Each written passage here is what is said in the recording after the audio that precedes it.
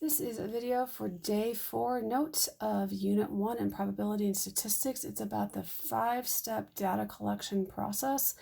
This is all the background information that somebody who's conducting a study has to go through. It's more details today than a lot of math. So if you're going to do a study, whether you're going to interview or survey your own classmates, or Goodyear wants to do a study on their new tires, this is the process you'd have to go through. First, define the objective. What's the purpose of your study? A lot of times this is when you're going to identify your hypothesis. Second step, define the variable and population of interest. So in other words, what specific question or questions do you want to ask, and who do you want to talk to? Then there's the data collection and data measuring schemes. So we have to decide how many individuals we want, and that can influence how we collect our data. It's possible that you might want to talk to everyone, and that's called a census. So the US just did a census this year in 2020, and that meant every household in America was asked to complete a survey. That's done every 10 years because it's a very lengthy process. It would be feasible to talk to everyone in a small town. It would take a little bit of time, but if you think Doniphan, there's not a lot of people that live in Doniphan, you could, in theory, talk to everyone in Doniphan. So that would be a census. Most times it's not feasible, or you don't have the time to talk to everyone. So then you take a sample. We've talked about sampling methods, times where you might want to take a sample. You want to talk to the teens in Hastings. Well, you can't talk to every teenager. You can't talk to every college student in the Midwest. So you decide to take a sample. Once you've decided who you're going to talk to, and if you're going to use census or sampling, then you have to think about the safety of those individuals and how you're going to collect your data. One method for collecting data is an experiment where you, the investigator, controls or modifies the environment and observes the effect of the treatment. Think science class and all the experiments you've run. You had a control that you knew you were comparing against when you ran your actual experiment. So the treatment group is the group that gets the new product. Maybe it's a new medicine that someone's trying. Maybe they're using the new pencil. Maybe it's the new textbook that the school is thinking about using. The control group is the group that uses the old product. So it's the old style of pencil. It's the old textbook. It's the older version of the medication. And you're running an experiment to see if the old version or the new version works better. Sorry.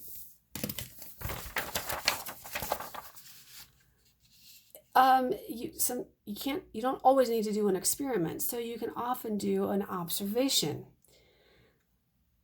And there's 3 different types of observing where you don't change the environment and you don't control the process. You're just sitting there observing.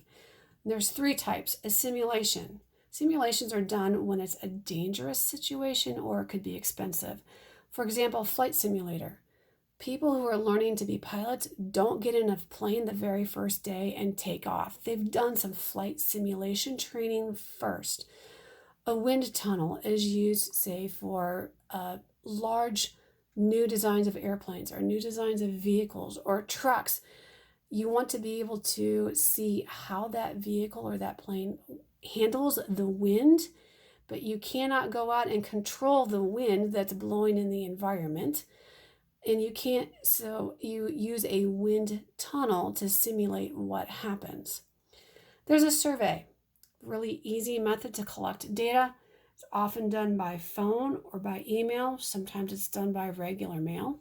And then there's the interview, a personal discussion with the individual about an experience or their opinion about something.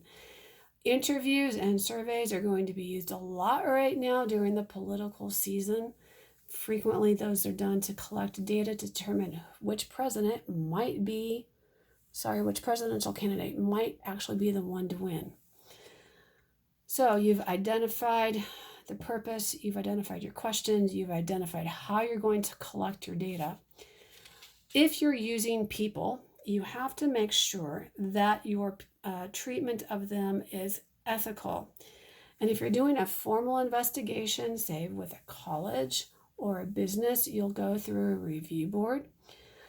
Ethics, you'd think that humans would treat the individuals in their study ethically, but that hasn't always happened. Years ago, there was the Tuskegee Syphilis Project, where doctors wanted to see how syphilis impacted humans.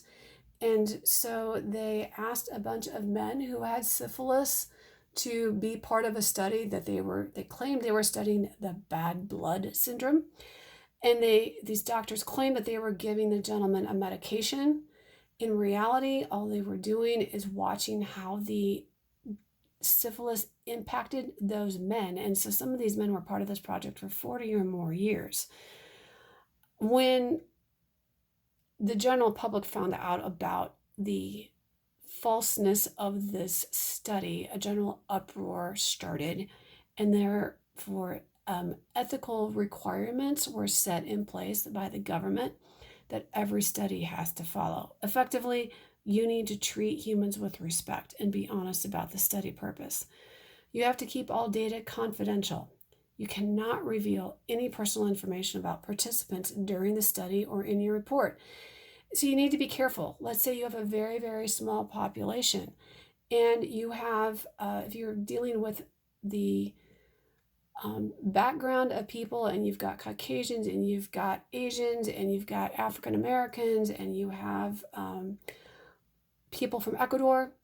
If you say, well, the Asians think this, well, it's pretty obvious that you're giving away confidential information, especially if your population is really, really small and there's only 2 Asians in your population.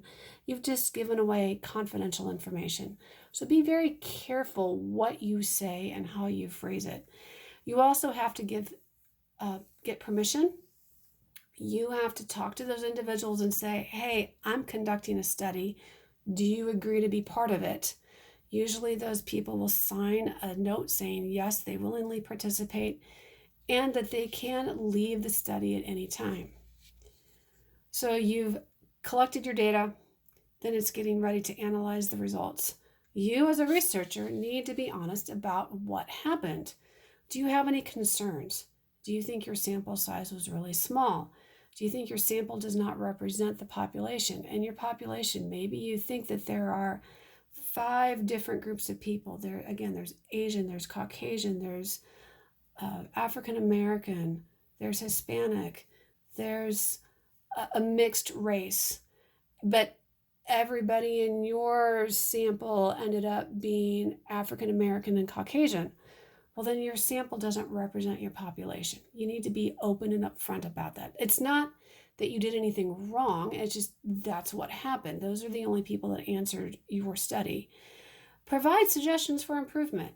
Maybe you think next time you need to have a larger population. Maybe next time you think you need to adjust the length of time frame for data collection. Perhaps your study was just over 2 weeks and you think the next time it should be done over 9 weeks or over an entire school year. It's okay to make adjustments because your goal when you write your report is that when others read it and they're interested, they can see what you think the problems were. And if you make suggestions of how to improve it, they can make those improvements in their study.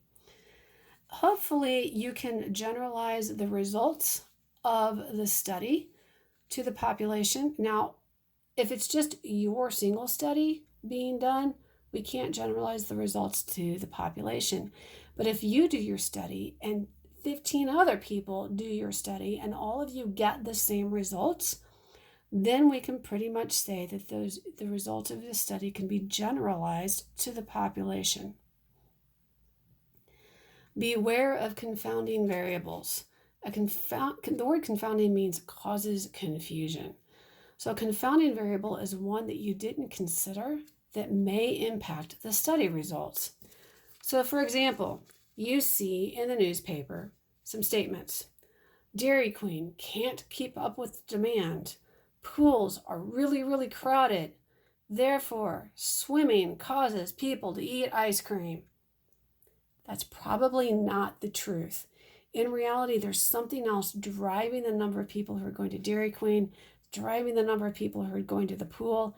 And so we call that the confounding variable. It's the heat of the season. Here's a second example. A few years ago, there was road construction that happened right when school started. And I got a little frustrated. I was like, man, City of Hastings, the road department, they're just out to get us because they're always doing road construction in the middle of the summer and the end of the summer, right when people are trying to get busy and get back to school. That was not fair on my part.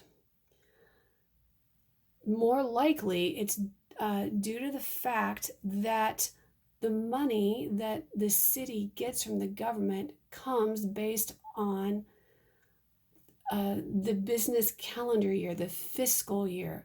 We're used to a calendar running January to December. Businesses use a fiscal calendar that starts either in June or July and runs to the middle of the next year. So incoming tax money comes in about the time that the fiscal calendar starts. So our city government got their money, the middle of the summer. I cannot blame the road department for doing the work then, because that's when the money came. But the confounding variable there is, when does the money come in? In this case, I think I cannot be for sure, but I think it's because the money came in at the beginning of the summer. Now, we mentioned surveys as a way to collect data. Surveys are often used because they're really easy. You can do them by phone, you can do them via email, you can do them by regular mail. And the answers that you create that people can choose are really easy to fill out. They're typically multiple choice, or they're Likert scale. Those are the rank something on 1 to 5, 1 being worst, 5 being best, or sweetness, or whatever. We've talked about those before. But there's pitfalls to surveys. The questions can be biased. They can be biased towards people. So the wording of the question is negative towards a group. So your questions might be worded that dogs have pitfalls and cats are really, really easy to take care of. Well, all the questions then are biased towards a negativity of dogs or positivity towards cats. So watch the questions. Is it being biased towards a certain group? There could be subtle feedback. If the survey is being given verbally, somebody's voice inflection can cause people to choose an answer. For example, after I read all of these sample answers, A, B, C, D, is the correct answer A, B, C, or D? Well, you just stressed the letter D, so the person's going to fall into saying D because your voice inflection led them to. That was subtle feedback. The person giving the survey is causing everyone to answer a specific way. There could be hidden bias. Previous questions lead you to answer something specifically later. For example, are parking lots safe? Are they large enough? Well, that gets you thinking about parking lots where you're at. Do you feel they're safe? Do you feel they're large enough? Oh, well, would you be willing to pay a higher fee to improve the parking lots? That's led people to say, oh, sure, because I don't think they're safe, and I don't think they're large enough. These types of questions lead people to answer a certain way. So if you're part of a survey, whether you're writing one or you're being asked to complete one, be aware of those. We don't want our surveys to be biased, but sometimes they accidentally are. Other concerns or pitfalls. Are responses truthful? If you ask someone, what's your GPA in high school? If they're embarrassed about their performance in high school, they might not be truthful. You don't know that, but the answer you just wrote down was not the honest answer. Or you may not remember it. If you're talking to your grandparents about their high school GPA, it's been a lot of years since they've been in high school. They may not remember exactly. So there again, the answer might not be exactly accurate, but it's not their fault. It's a time issue. Is the sample representative of the population? Well, you can't always guarantee the representativeness. Perhaps your population has multiple ethnic groups, but only 2 groups responded. Maybe a geographic area was not surveyed.